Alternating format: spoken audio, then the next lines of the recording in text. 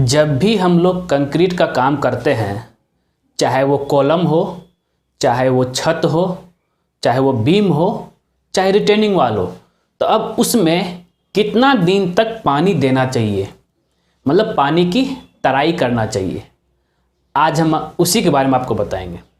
और आपको बता दूं, ये जो मैं हाउस कंस्ट्रक्शन स्टेप का सीरीज शुरू किया हूँ, जिसमें मैंने पिछले बार बताया था कि छत का कास्टिंग का प्रोसेस बताया था, और आज मैं बता रहा हूँ कि जब छत कास्टिंग करेंगे तो उसके कितने दिन बाद पानी की तराई शुरू करना है।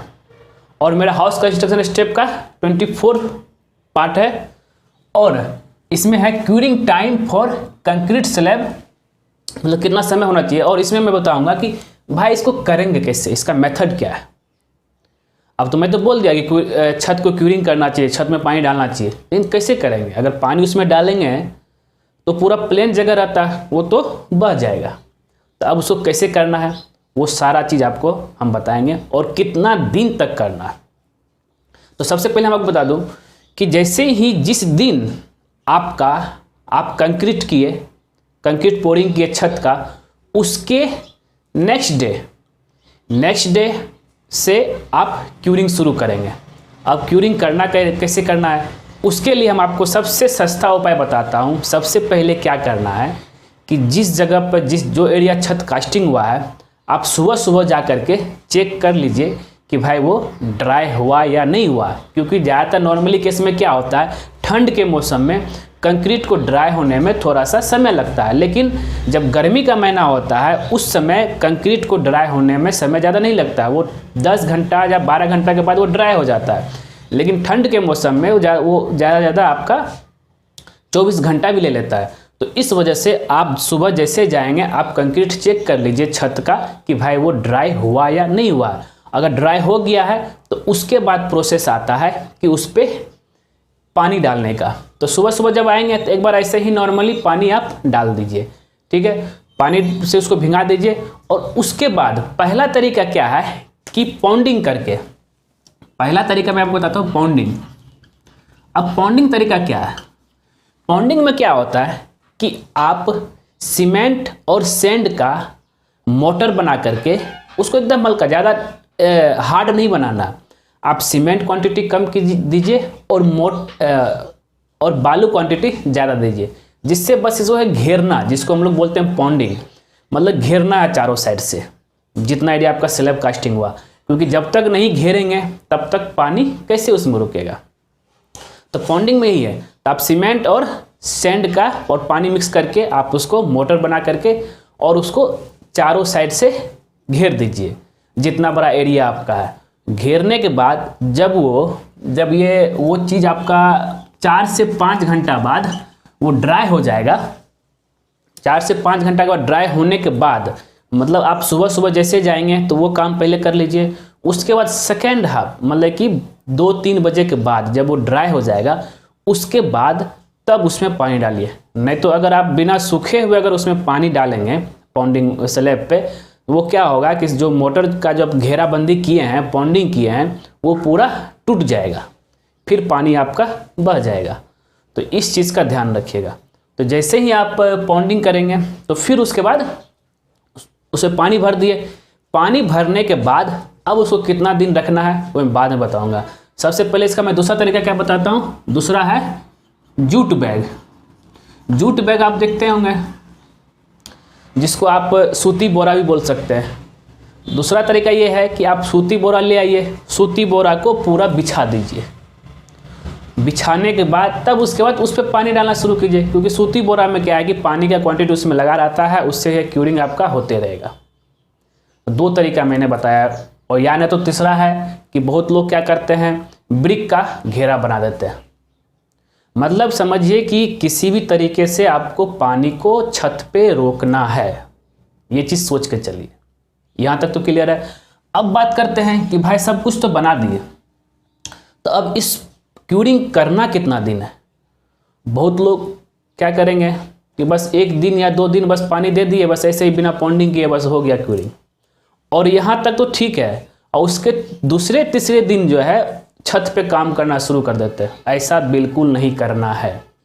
मिनिमम आपको 5 से 7 डेज जो छत कास्टिंग हुआ है उसके ऊपर कोई भी एक्टिविटी नहीं करना है। जब, क्योंकि अगर एक्टिविटी कैसे करेंगे बताइए, अगर एक्टिविटी करेंगे तो जहाँ पे आप पूरा तो उस पर पानी भरा हुआ रहेगा, पानी भरा रहेगा तो आप पानी के ऊपर काम कर नहीं सकते हैं। तो आप क्या कीजिए कि जो पॉन्डिंग किए हैं उसको तोड़ के कीजिएगा, तो भाई क्यूरिंग तो नहीं हो पा रहा। तो ये ध्यान रखना। तो जब भी कभी हड़बड़ाना नहीं है, क्योंकि कंक्रीट, अब बात करते हैं क्यूरिंग क्यों करें। तो कंक्रीट में क्या होता है आपका, जब सीमेंट जैसे ही पानी से मिक्स होता है, पानी में मिक्सर होता है, तो वो क्या होता है उसमें हाइड्रेशन का प्रोसेस जो है शुरू हो जाता है। क्यों? वो है स्ट्रेंथ के लिए। तो और उसमें मॉइस्चर बना रहना चाहिए, हाइड्रेशन प्रोसेस में मॉइस्चर बना रहना चाहिए। इसी वजह से उस कंक्रीट को मॉइस्चर से बनाए रखे के लिए हम लोग पानी स्टोर उसमें रखे रहते हैं। और अदरवाइज अब बात करते हैं आगे, तो कितना डे करें, तो क्यूरिंग टाइम जो है कितना दिन करना चाहिए। अब बात करते हैं क्यूरिंग टाइम। तो नॉर्मली क्या है कि आपका ये पहला है 7 डेज तो होना ही चाहिए। इन जनरल मिनिमम 7 डेज करना ही है। अगर आप ओपीसी सीमेंट यूज़ करते हैं तो 7 डेज, चाहे कोई भी सीमेंट यूज़ कीजिए, आपको 7 डेज क्यूरिंग करना ही करना है।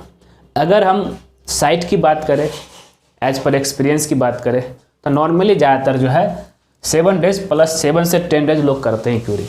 और अगर आप छत के कास्टिंग कर रहे हैं, अगर आप अपना घर बना रहे हैं, अगर वहाँ पे अगर क्यूरिंग अगर नहीं हो रहा है, आप जरूर इस चीज़ का ध्यान दीजिए। ये सारा चीज़ एप्लीकेबल आपका कॉलम में भी है, रिटेनिंग वॉल में भी है, ठीक है। तो एक ये चीज़ हो गया। और अदरवाइज अगर आप ये मिनरल एडमिक्सचर यूज करते हैं, मिनरल एडमिक्सचर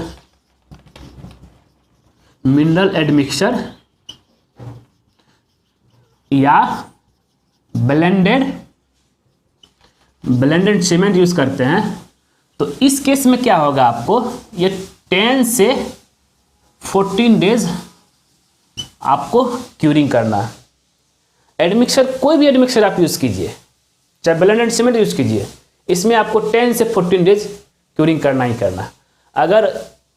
अगर हम मोटा मोटी बात करें, तो जब भी कभी आप छत चाहे कॉलम चाहे किसी चीज़ का भी अगर आप कंक्रीट करते हैं, कंक्रीट डालते हैं, पोरिंग करते हैं, तो उसको आप 14 डेज क्यूरिंग जरूर कीजिए। ये चीज़ आप सोच के चलिए, 14 डेज क्यूरिंग होना ही चाहिए, जो कि बहुत ही इम्पोर्टेंट है कंक्रीट के लिए। मैंने आपको बता दिया क्यों इम्पोर्टेंट है। नहीं तो उसका अगर आप, जैसे बहुत जगह ये देखा हो, छत कास्टिंग कर दिया उसके बाद छोड़ दिया। अब जैसे ही सीमेंट पानी से मिला तो वो हाइड्रेशन करेगा, तो उस वजह से क्या होगा कि अगर उसको पानी नहीं मिला तो वो श्रिंकेज करेगा तो क्रैक आएगा, तो आपका बिल्डिंग का स्ट्रेंथ कम होगा। तो मतलब कि और जितना उसको स्ट्रेंथ उस प्रक्रिया में होना चाहिए वो उसको नहीं मिल रहा है, पानी नहीं रहने के कारण पूरा सूखा सूखा। उसके बाद फिर क्या होगा कि आपका बिल्डिंग ही क्रैक हो जाएगा, अगर स्ट्रेंथ नहीं मिला तो ये चीज़ आपको ध्यान रखना। अगर आपका साइट में चाहे वो कॉन्ट्रैक्टर हो चाहे सुपरवाइज़र हो, अगर क्यूरिंग नहीं करवा रहा है, आप उसको बोलिए भाई क्यूरिंग करो, जो कि बहुत ही ज़रूरी है कंक्रीट के लिए। और बहुत लोग तो ये सोचता है कि भाई क्या करेगा कि कास्टिंग कर दिए और 4-5 दिन भूल गया, अब वो ये प्लान करता है कि नहीं हम 5 दिन बाद क्यूरिंग करेंगे, कुछ होगा क्या? बहुत कुछ हो जाएगा भाई, क्योंकि आपका तो पहला ही दिन सीमेंट में पानी मिक्स हो गया। आप उसको बीच में 4-5 दिन छोड़ के फिर क्यूरिंग करेंगे तो फिर आप उसका तो जो हाइड्रेशन प्रोसेस था वो ख़त्म हो गया, तो अब आपका कोई मतलब ही नहीं है।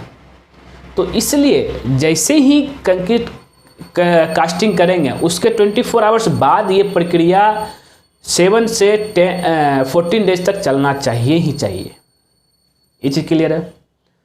तो इस चीज़ को ध्यान रखिएगा, बस इतना ही है। और आप ज़रूर क्यूरिंग कीजिए, और अगर मेरा ये वीडियो पसंद आया ज़रूर उसको लाइक कीजिए, शेयर कीजिए, और ख़ास करके हमारे चैनलवा को तो सब्सक्राइब कर दीजिए। जिन लोगों ने हमारे चैनल सब्सक्राइब कर दिया उनको बहुत बहुत धन्यवाद, जिन्होंने नहीं किया है कर दीजिए। मैं इसी तरह का वीडियो आप लोग के सामने लाऊंगा, और जब सब्सक्राइब करेंगे तो उसके बगल में एक बेल आइकन भी बन जाएगा, उसको भी क्लिक कर दीजिएगा। उससे बेनिफिट बस वही रहता है कि जब जब सिविल इंजीनियर दीपक कुमार को नया वीडियो अपलोड करेगा ना, तो सबसे पहले क्या होगा ना, आपके नोटिफिकेशन में शो करेगा। ठीक है दोस्तों, धन्यवाद दोस्तों।